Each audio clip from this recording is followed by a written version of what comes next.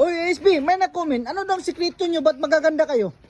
First, maligo ka para makita yung kagandahan mo. Hindi yung puro ano ka lang, baho mo na. Tapos, dalawa, mag-toothbrush ka dahil nananapak yung baho ng bunganga mo. Second step, dapat marunong ka nang umarte sa mukha mo o sa katawan mo.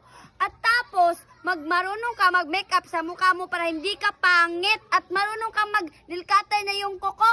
Ganang kuko. Fourth step, dapat marunong ka maglagay ng mga ichibureche sa mukha mo. Tsaka, maghilamos ka ng bar every day, thrice a week.